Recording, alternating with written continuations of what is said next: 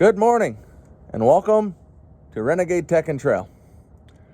So I'm going to do a little bit of a video here and just kind of go through who I am and what I'm all about. So this is going to be raw. I'm still working on getting an editing program and putting all these videos together. My dog in the background.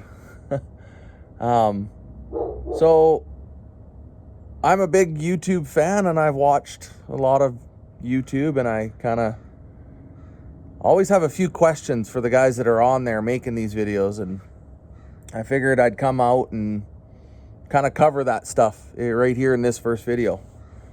So my mechanical background, I am a journeyman motorcycle mechanic. I'm a first year auto tech, first year heavy duty tech, and I've been around cars since I was wee little. I started around mud racing and demolition derby in central BC, Canada. It was always in my blood.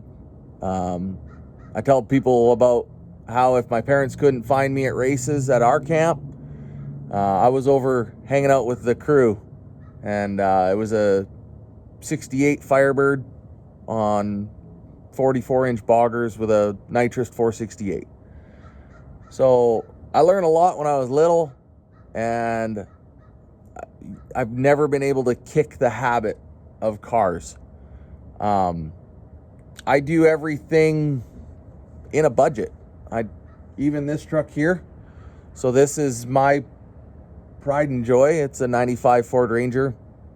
I actually bought it because I needed a daily about 6 years ago. And I took it out in the bush the first time and decided that I liked how it felt, I liked how it rode, and I liked how the suspension worked with the TTB and the four-wheel drive. So I started building it, and it progressed from there.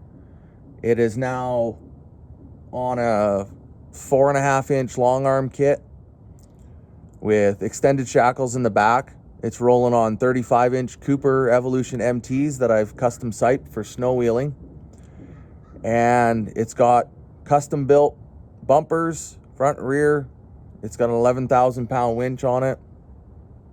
Toolbox in the back of it.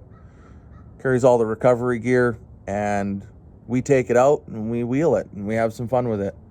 I've had to do the clutch on it twice. I made the mistake the first time of relying on a second hand or a parts slave cylinder, and that bit me in the ass. Don't do that. Spend the money on the parts that are hard to get to. These trucks have an internal clutch slave. So what that means is on your output or your input of your transmission, you have a throw out bearing that when you push your foot on the clutch, it pushes up against your pressure plate that disengages the clutch and re-engages the clutch. But the problem is on these trucks, that's all within the bell housing. And the only way to get it out to replace it is to remove the entire transmission, which is a pretty big job. I've done it once on a hoist, and I've done it once on a shop floor. And the lift kit definitely helped with the job. A little more room underneath helps getting pieces out. So last winter, we did an engine in it. So this truck had, I don't know, I never rely on the odometer. I just kind of rely on what the engine's telling me. And she had a lot of kilometers on her, and she had a lot of hard kilometers on her. So we had it out, and we were pushing snow probably up to the body line here, bottom of the doors.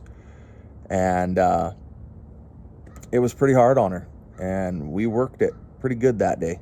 Got it home, and it was not happy with us. So I went through it, pulled the plugs, found one plug that was gross. So changed all the plugs in it, fired it up, and it filled my shop full of white smoke.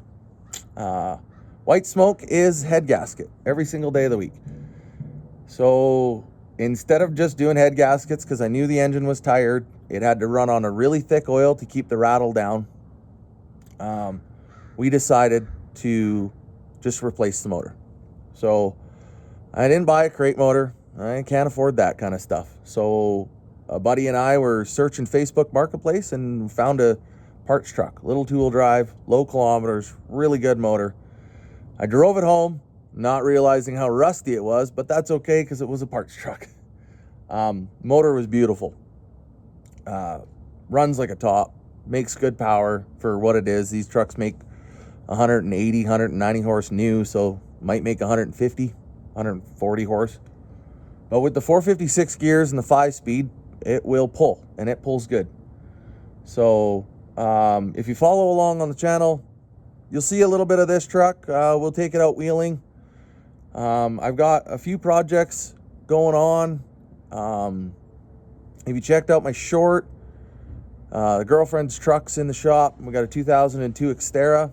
And again, we bought it cheap, had some issues, bought another one, or made a good deal on another one, and we're getting ready to drop the motor in. I know with YouTube and that, they say that try to push out one video a week. I work rotational work, so I work 4 days on, 4 days off as a long haul fuel hauler. And so my goal is to push out, once I get an editing program and get a little more settled and get everything figured out here, I'm hoping to push out 2 videos a week, or nope, 2 videos a month. And just kind of go through what we're doing in the shop. I've partnered with another guy, and he's a little more, what's the word I'm looking for? He's a little more concreted into this than I am. He's got more experience doing it. Been doing it a little bit longer, let's just put it that way. And he's going to help me get started. And in exchange for him helping me get started, I'm going to offer up my shop to him, and we're going to bring his buggy, basically, in. And we'll cover it on his channel and a little bit on this channel. And we're going to work together and build some toys. He's another backwoods guy, and he's a good guy that I just met. So yeah, stay tuned. We'll go through this together, and we'll have some fun building some projects. And this one here, I'm probably gonna go through it and maybe redo the body is what I'm thinking. I might find a donor. This one's pretty rusty. It looks pretty solid, but the back of the cab here is damaged from an event that we went to, and same with the box side up there. Before I had that bumper on there, I got stuck between 2 trees. So, and the rad support up there is rusty. Bear with me, I'm just trying to figure out all this whole backwards thing. But yeah, if you got any questions, feel free to comment down below. Like, share. They all say turn on the notifications. I just kind of peruse my YouTube every once in a while and see who's got new videos up and what I want to look at. So yeah, have fun out there, and it don't cost a lot of money to have some fun.